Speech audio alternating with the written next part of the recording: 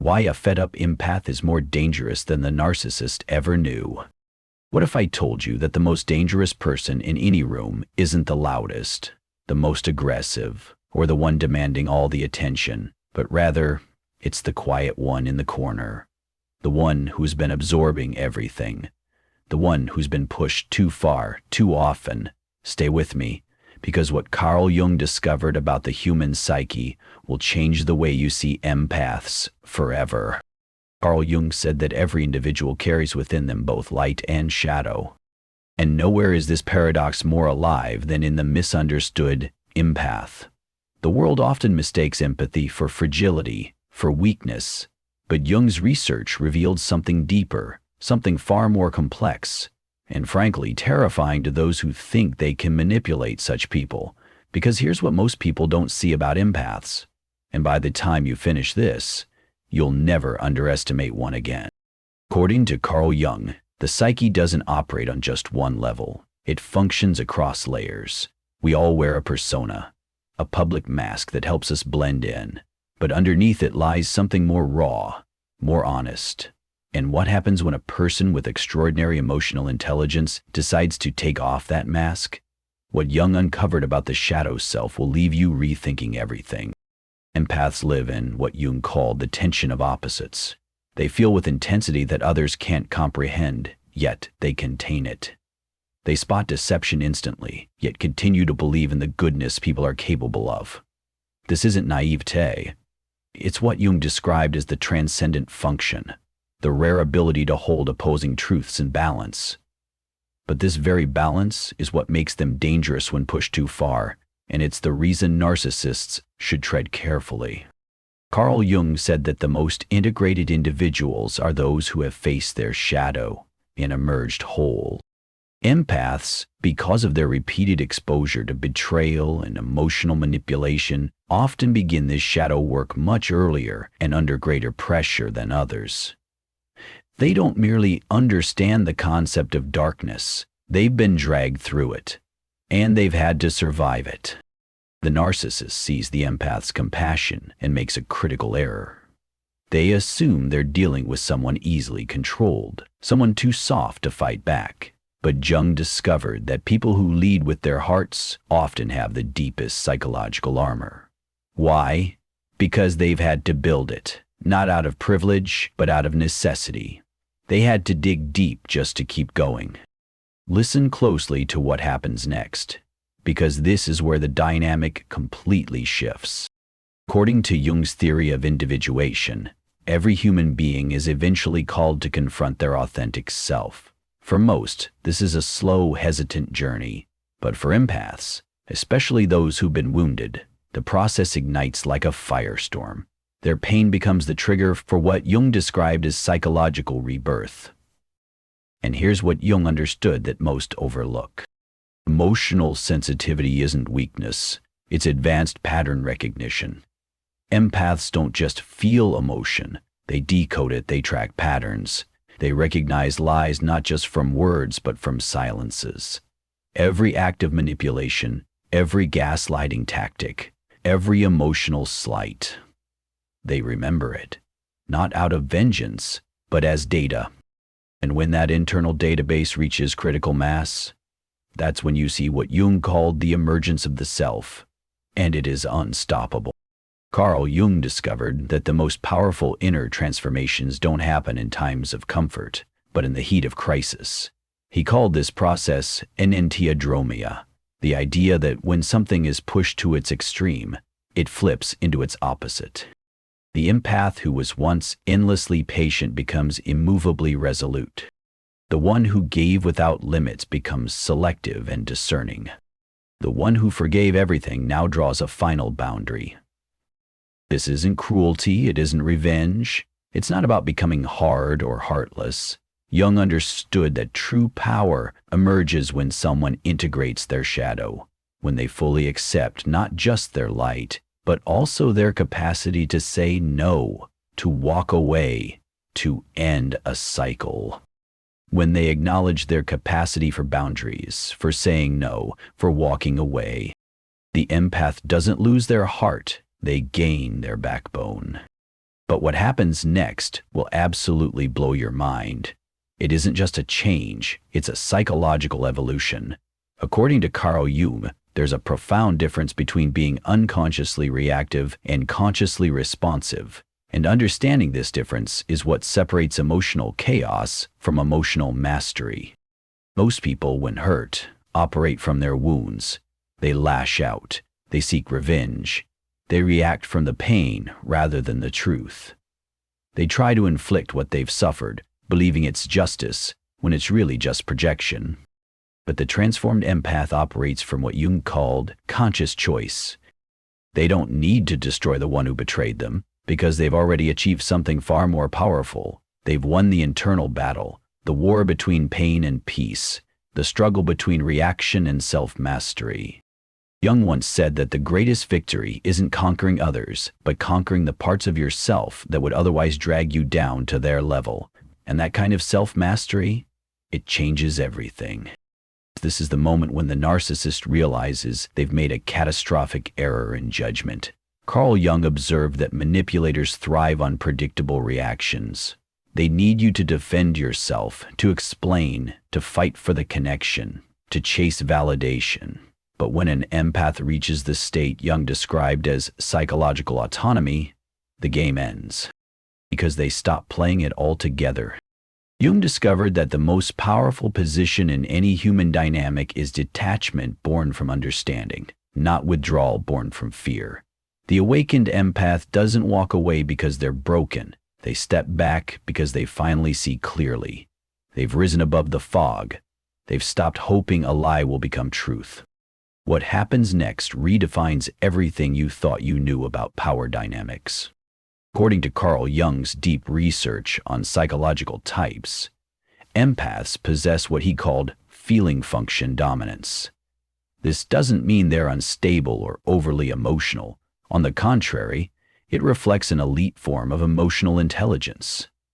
They can sense what's not being said.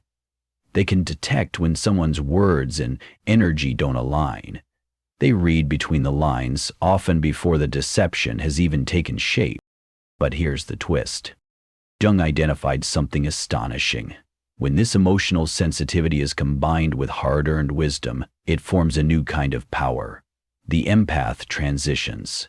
They stop acting from pain and start operating from purpose. They don't react. They respond strategically. And this transformation, Jung had a name for it, and it's absolutely game-changing. He called it the transcendent function, the ability to hold tension without shattering, to perceive darkness without becoming cynical, to act with clarity instead of being consumed by emotion. The empath, once forged through betrayal and disillusionment, now embodies this transcendent function at a depth most people never reach.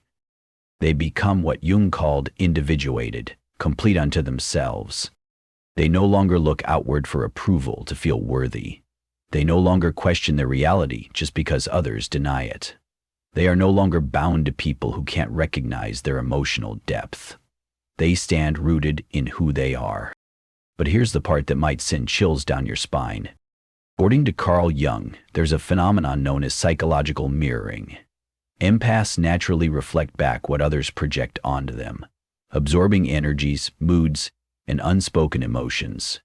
But when an empath has been pushed past their limit, betrayed not once but over and over, something in them transforms. They stop simply reflecting, and they start revealing. They see through the charm, through the fake apologies, through the cycles. They observe the patterns playing out again and again with crystal clarity. And instead of absorbing the dysfunction like before, they begin to reflect it back. Not with bitterness, not with vengeance, but with truth. And according to Jung, truth is the most devastating weapon against deception.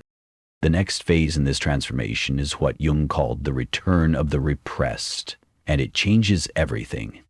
When someone suppresses their authentic power for too long, when they silence their instincts, hold back their truth, and sacrifice their needs, there comes a moment when it no longer stays buried. It doesn't erupt as chaos, it emerges as clarity. The empath, who was once overly accommodating, becomes immovable. The one who forgave endlessly sets firm boundaries. The one who softened every blow now holds the mirror up to reality. The empath who has been accommodating, understanding, and patient suddenly becomes immovable.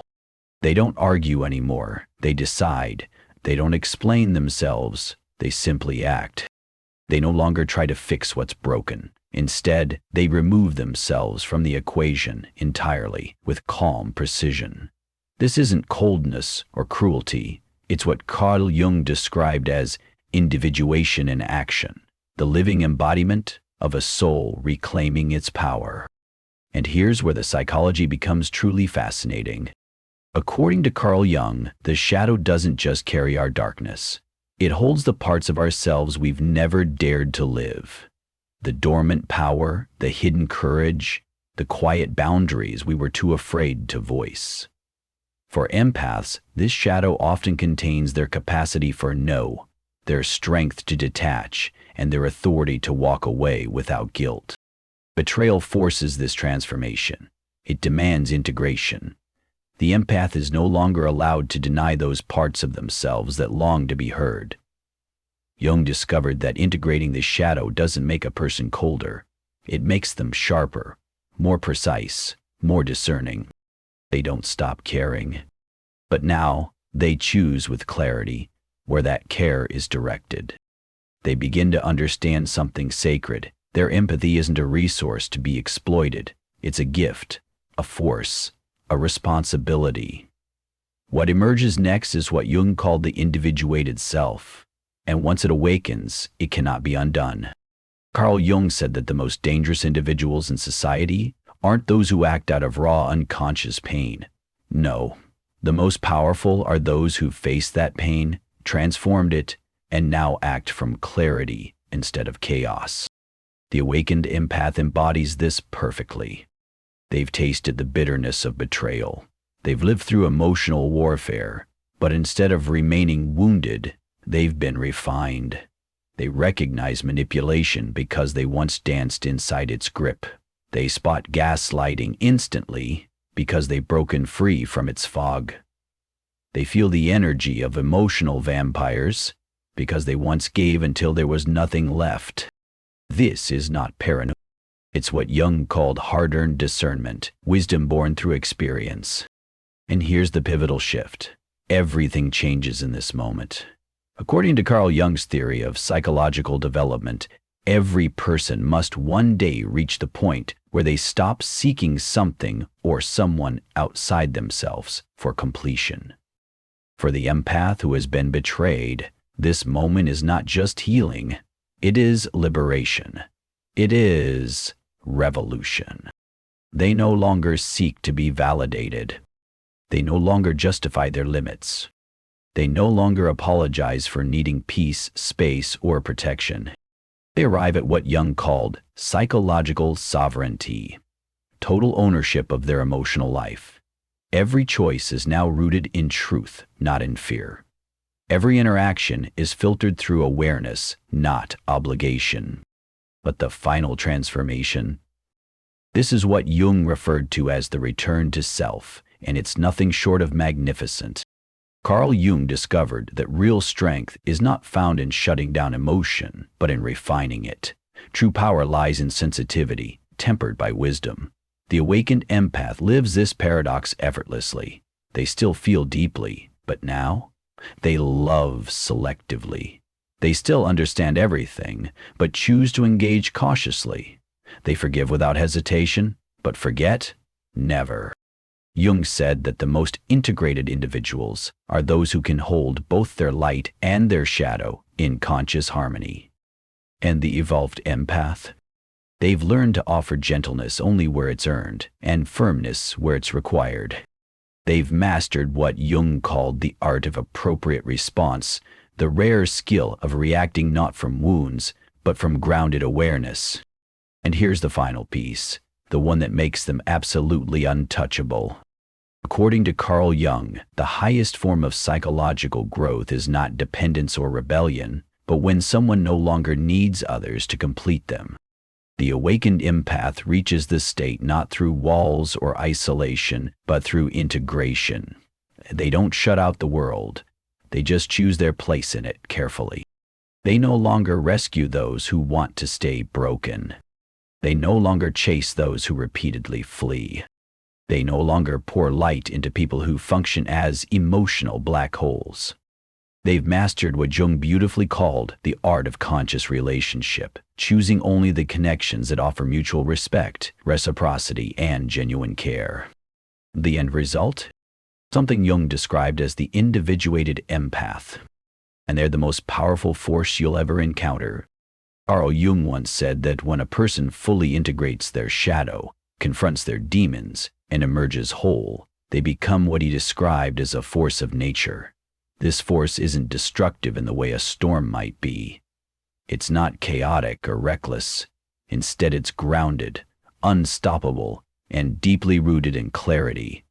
Not aggressive, but unmistakably certain. The fully awakened empath doesn't seek revenge, not because they are weak, but because they've grown beyond the need to prove anything to anyone. Their power lies in stillness, in the confidence that comes from deep self-knowing. They no longer chase validation or fight for recognition. Why? Because they know their worth intimately. They've sat with themselves in silence and survived the weight of betrayal. They've learned to be their own sanctuary, their own strength, their own best company. Carl Jung called such people psychologically complete individuals, souls who have transmuted suffering into wisdom, wounds into insight, and pain into presence. They are not dangerous because they harm. They are dangerous because they are no longer vulnerable to manipulation. They cannot be guilted, controlled, or shattered by emotional games. They've seen it all. They've healed from it all, and they remember everything. And that, according to Carl Jung's lifetime of research, is the most terrifying realization a narcissist can ever face. That the person they once underestimated, the person they tried to bend, break, and diminish, has now become untouchable, not by building walls, but by becoming whole. Someone who has learned to love themselves as fiercely, as deeply, as completely as they once loved others. This person is no longer looking for completion outside of themselves. And this transformation, this journey from empathic vulnerability to self-possessed strength, is not just an individual breakthrough. It is what Jung called the hero's journey of the psyche. They descend into the depths of their own inner darkness. They confront what others run from.